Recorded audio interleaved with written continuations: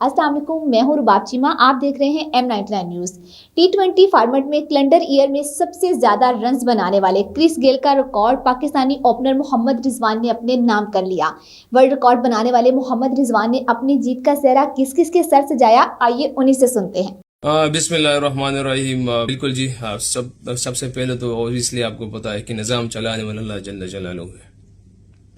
जहाँ तक बात रही इस रिकॉर्ड की, जिससे मुझे फीलिंग है, तो यकीन करें कि मुझे अपनी ज़ात से ज़्यादा इस चीज़ का बहुत खुशी हुई है इस बात की कि ये रिकॉर्ड हमारी पाकिस्तान की सतह पर है, जो हमारे पाकिस्तान के लिए। और जहाँ पीछे जितनी बातें होती थी उससे मुझे एक पुश मिलती थी और एक चैलेंज मिलता था, जो अल्हम्दुलिल्लाह मैं लेता था अक्सर इस चीज़ को। मगर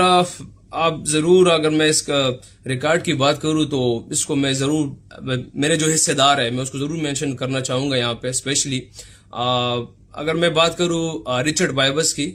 जिसने मुझे थोड़ी सी मेंटली जो चीज़ें थी T20 के हवाले से वो दी है, और इंजी भाई ने कुछ जो आइडियाज़ थे वो दिए थे। और मैं अगर तीसरा बंदा मेंशन करूँ, जो मेरे ख्याल से मेरे बिहाइंड द सीन जो बंदा है,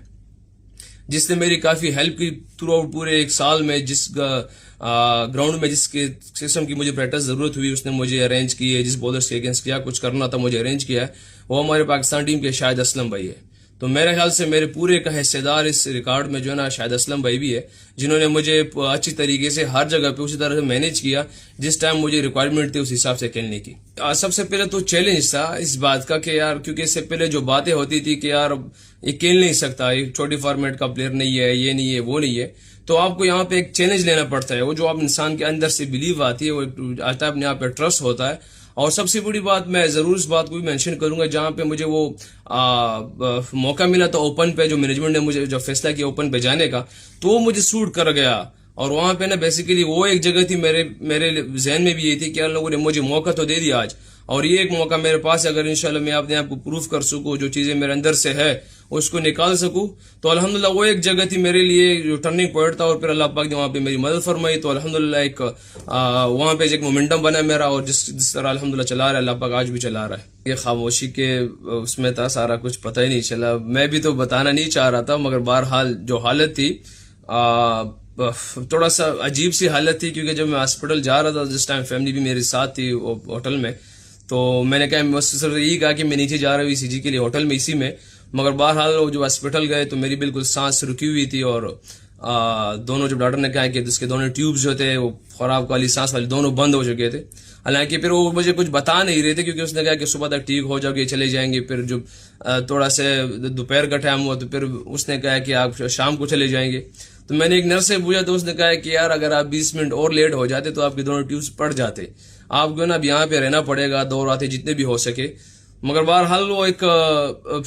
मुश्किल सिचुएशन ये थी कि वो बार बार आते थे, मुख्तलिफ किस्म के टेस्ट करते थे, मगर मेरे जहन में सिर्फ एक चीज थी, जब वो टेस्ट करता था, जो उस किस्म की भी जो टेस्ट थे, ECGs वगैरह, पता नहीं मुझे नाम भी नहीं आते, जो चीजें थी, तो मैं सिर्फ ये कहता था कि ये टेस्ट मेरे लिए इसलिए हो रहा है कि इससे मेरा थोड़ा यहाँ पे मैच के लिए मैं यहाँ से ठीक हो जाऊंगा, मैं यहाँ से मैच के लिए ठीक हो जाऊंगा, यहाँ से मैच के लिए ठीक हो जाऊंगा। तो मैं खुशी खुशी वो चीजें कर रहा था कि यार मैं, क्योंकि जब डॉक्टर साहब आए तो उसके अल्फाज मुझे भी याद है कि वो डॉक्टर साहब ने यह कहा कि रिजवान, मैं चाहता हूं कि आप पाकिस्तान के लिए सेमीफाइनल खेलें। तो उससे जो मुझे एक बूस्ट मिली, तो मैं फिर ज्यादा, जब वो मुझे एक बात कहता था तो मैं वो बिल्कुल तरीके से दो कदम आगे बढ़ता था, क्योंकि मैं चाह रहा था कि वो भी चाह रहा है कि मैं खेलूं, और मैं भी तो चाह रहा था कि पाकिस्तान के लिए खेल सकूं। मगर आखिर में जब उसने कहा कि रिजा आपकी हालत ऐसी नहीं है, तो फिर थोड़ा सा हुआ। एक बात उसको मैंने की है कि जो भी होता है बाद में, क्योंकि उसने एक रिस्क की बात की है कि रिजवान आपको इसके बाद ये रिस्क हो सकता है, इसके बाद ये रिस्क हो सकता है। तो मैंने कहा, जब मैं हॉस्पिटल आया था उस टाइम तो मैं ठीक ठाक था, उस टाइम तो मैच खेला नहीं था, तो अल्लाह ने जब बीमार करना था तो बीमार अल्लाह ने करा दिया, हॉस्पिटल ले आया हूँ। अगर मैच के बाद मुझे कोई ऐसी चीज होती है तो मुझे उस पर दुख नहीं होगा, क्योंकि वो पाकिस्तान के लिए होगा। तो इसलिए इस बात पे उनको भी बूस्ट मिली, और उन लोगों ने बहुत सारी चीजें ऐसी की है जो जल्दी रिकवरी में थी, और उसमें थोड़ा सा था एक मतलब दर्द वगैरह था, मगर अल्लाह ने कर दिया अल्हम्दुलिल्लाह। जो पहले सिनेरियो था अल्हम्दुलिल्लाह उस टाइम तो बिल्कुल सांस रुक रहा था, अल्हम्दुलिल्लाह बहुत बेहतर है। और इंशाल्लाह कल से इंशाल्लाह प्रैक्टिस स्टार्ट करूंगा, क्योंकि अभी रेस्ट का 2-3 दिन का कहा हुआ था हमारे डॉक्टर्स ने, और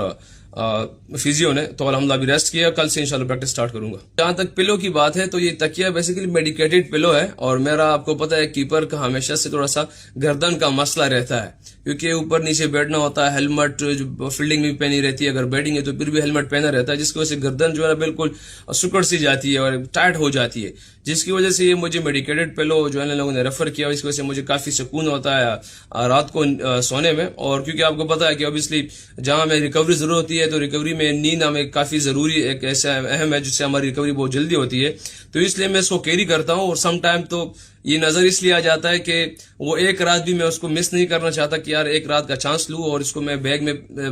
डाल के भिजवा सकूं, मगर मैं चाहता हूं कि नहीं, अगर मैं हाथ में पकड़ के ले जा सकता, थोड़ी सी मशक्कत ले सकूं इस टाइम, तो मेरे आगे की रिकवरीज अच्छी होगी और मैचेस खेल सकूंगा, तो इसलिए मैं उस एक टाइम के एक रात को भी चांस नहीं लेता इसमें। कुछ चीजें ऐसी होती है, अगर आप पिछले वर्ल्ड कप की बात करें, मैचेस की बात करें, तो पावर प्ले की अगर बात आ जाती है तो आप देख लीजिएगा कि ये हमारी एक स्ट्रेंथ है। और मैं नहीं कह रहा, बल्कि जितने भी यहाँ पे वर्ल्ड कप में जितने भी कोचेस आए थे, स्टार जो प्लेयर्स थे, एक्स प्लेयर्स, वो सारे यही कह रहे थे कि पाकिस्तान की स्ट्रेंथ यही है कि जो उनके मेन अटैकर जो थे मुखालिफ के अपोनेंट के, ये उनको विकेट नहीं देते, हाथ में रखते, फिर एंड में 170 160 जो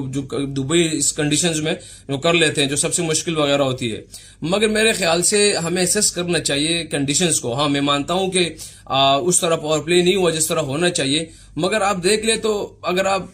थोड़ा सा एनालाइज कर ले, क्योंकि हर एक टीम का जो तगड़े जो पावर हिटर जिनके पास है, उनका भी पावर प्ले तो 42 43 45 पे फिनिश हो रहा है। अगर हमारी एवरेज निकाल दी जाए तो तकरीबन हमारी 40 पे फिनिश होगा, और ये सबसे बेहतर होगी कि हमने उसमें विकेट थ्रो नहीं किया, क्योंकि नजर आने में ये लग रहा है कि क्या हमने छिक्के नहीं मारे या ऐसा या वैसा, फॉर एग्जाम्पल जो बातें भी है पावर प्ले के हवाले से। मगर मेरे लिए बल्कि हमारे हम कप्तान और मेरे दोनों के लिए इम्पोर्टेंट ये चीज होती है कि हम जो प्लान लेके जाते हैं उसको एग्जीक्यूट करना कोशिश करते हैं कि हमारा प्लान क्या होता है। हाँ, ये मुश्किल जरूर है, देखने में भी अजीब सा लगता है कि यार पावर प्ले में हमारे पावर हिटर नहीं है, रन्स कम है, मगर मैं आप सबसे रिक्वेस्ट है कि अगर आप एनालाइज करें, आप देख लें, अगर ओवरऑल किसी की भी पूरी जो वर्ल्ड कप की टीमें थी उनका एवरेज 44 45 आएगा, ठीक है, और हमारा एवरेज निकाल दे 40 आएगा, मगर उसमें आप देख ले कि हम कितनी दफा हमने विकेट थ्रो की है और हमने दूसरी ओपोनेंट टीमों से कितनी विकेटें हासिल की है, तो सारी चीजें सामने आ जाएगी।